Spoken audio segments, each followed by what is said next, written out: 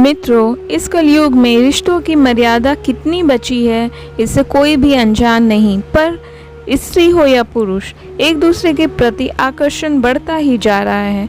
यहाँ तक कि पराई स्त्री के साथ संबंध बनाने वाले भी खुद को दोषी नहीं मानते, जबकि हमारे धर्म ग्रंथों और पुराणों में इसे महापाप बताया गया है।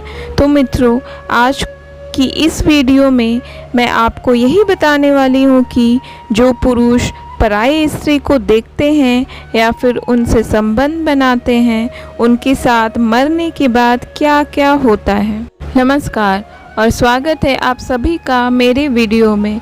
तो मित्रों, शुरुआत करते हैं इससे कि रामचरितमानस में गोस्वामी तुलसीदास जी ने इसके बारे में क्या कहा है। मित्रों, भगवान राम जब वानर सेना के साथ समुद्र पार कर लंका पर चढ़ाई की योजना बना रहे थे, उसी दौरान रावण अपने मंत्रियों से पूछता है कि क्या करना चाहिए। वानर अब सब समुद्र के इस पार आ चुके हैं, आप लोग अपनी अपनी राय दें। तब रावण के मंत्री कहते हैं, आपने बिना मेहनत के सूर और असुर अर्थात देवता और राक्षस सबको जीत लिया, तो फिर वानर सेना कौन सी बड़ी बात है, आप निश्चिंत रहें। लेकिन तब विभीषण वहां पहुंचते हैं और कहते हैं कि अगर आज्ञा हो तो मैं अपनी राय रखना चाहता हूँ। विभीषण ने कहा, हे भ्राताश्री, अगर आप कल्याण ही चाहते हैं तो सुंदर यश सुबुद्धि और नाना प्रकार के सुख चाहते हैं तो पराई स्त्री को चौथ की चांद की तरह आपको त्याग देना चाहिए। माता सीता को आप श्री राम को लौटा दें, इसी में सबकी भलाई है।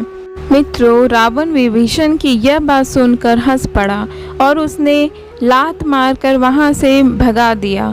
और यही हाल कलयुग में कई लोगों का है, जो शास्त्रों की बात पर ध्यान नहीं देते हैं, बस अपनी मर्जी के हिसाब से जिए जा रहे हैं।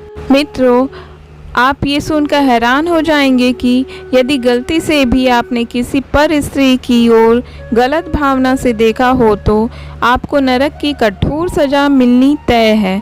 गरुड़ पुराण इसके बारे में कहता है कि यदि कोई पुरुष पराई स्त्री के साथ संबंध बनाता है, अपनी पत्नी को धोखा देता है, तो उसे जयंती नरक में बुरी यातनाएं सहनी पड़ती हैं। वहाँ बहुत भारी चट्टान रखी होती है, जहाँ अंगूठे के बराबर आपके शरीर को दबा दिया जाता है। इस भारी चट्टान की वजह से आपकी आत्मा चीखने लगती है। आप लाख कोशिश करते हैं कि इस चट्टान से कैसे भी बाहर निकलें, पर वहाँ खड़े यमदूत आपको किसी भी तरह से बाहर नहीं निकलने देते। यही नहीं, पराई स्त्री को बुरी नज़र से देखने वालों को यही सज़ा दी जाती है। इसीलिए तो हमारे बड़े बुजुर्ग हमें हमेशा से समझाते आ रहे हैं कि बेटा, पराई स्त्रियां तुम्हारे माँ के ही समान है। इसके अलावा जो स्त्रियां पर पुरुषों से संबंध बनाती है, अपने पतियों को धोखा देती है, उन्हें शल्मली नाम के नरक में तरह तरह की यातनाएं झेलनी पड़ती हैं। यह शल्मली नाम का एक पेड़ होता है जो जलते हुए कांटों से भरा होता है। ऐसी स्त्रियों को यहाँ शल्मली वृक्ष का आलिंगन करना पड़ता है, अर्थात इसे गले लगाना पड़ता है। आग की लपटों से वो दूर भागती हैं। वो वहाँ जलते हुए कांटों से दूर भागने की लाख कोशिश करती हैं, लेकिन वहाँ खड़े यमदूत वहाँ उसे पेड़ के पास भेजते हैं। इसकी पीड़ा इतनी असहनीय होती है कि शब्दों में बयान नहीं की जा सकती।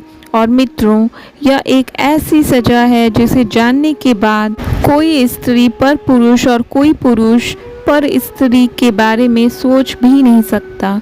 सिर्फ इतना ही नहीं, स्त्री हो या पुरुष, जो भी अपने जीवन साथी को धोखा देते हैं, उनकी आंखें फोड़ दी जाती हैं। वो बिना आंखों के नरक में इधर उधर भटकने को मजबूर होते हैं।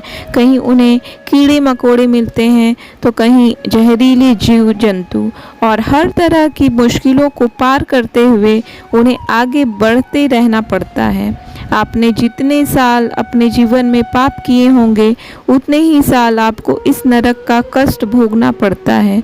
मित्रों, गरुड़ पुराण के अनुसार जब व्यक्ति की मृत्यु होती है तो अंतिम संस्कार के बाद अंगूठे के बराबर उसका शरीर उसके पापों और पुण्यों को भोगता है। अगर उसने अच्छे कर्म किए तो भगवान उसे विमान से सीधा स्वर्ग ले जाते हैं, लेकिन अगर उसने बुरे काम किए हैं तो उसे यमदूत लेने आते हैं, जिन्हें देखकर उनकी हालत खराब हो जाती है। वह उसे मारते पीटते घसीटते हुए यमलोक ले जाते हैं और पूरे रास्ते में उसे ना पानी मिलता है और ना खाना। इसके बाद ऐसे मुश्किल हालातों से गुजरता हुआ वो यमलोक पहुंचता है। वहां उसके कर्मों का लेखा जोखा किया जाता है और उसके बाद उसके पापों के हिसाब से उसे नरक की आग में जलने के लिए छोड़ दिया जाता है। नरक में यातनाएं सहने वाली ये आत्माएं सिर्फ एक ही बात भगवान से बोलती हैं कि इस बार हमें माफ़ कर दीजिए, आगे से ऐसा नहीं होगा।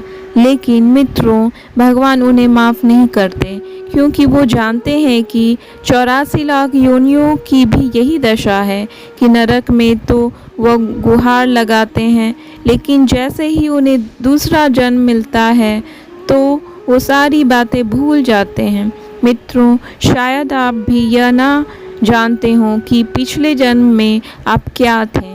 इसीलिए तो कहते हैं हमें शास्त्रों का आचरण करना चाहिए और उन्हीं के अनुसार अपने जीवन का हर एक निर्णय लेना चाहिए, ताकि मरने के बाद हमें नरक की यातनाएं ना झेलनी पड़े और हमें स्वर्ग की प्राप्ति हो। तो मित्रों, आज की ये प्रस्तुति आपको कैसी लगी नीचे कमेंट में ज़रूर बताइएगा, और अच्छी लगी हो तो इसे अपने मित्रों और रिश्तेदारों को शेयर ज़रूर कीजिएगा। ऐसे धार्मिक और आध्यात्मिक जानकारियों के लिए जुड़े रहें मेरे चैनल से। तो अब हमें इजाज़त दें। आपका बहुत बहुत शुक्रिया।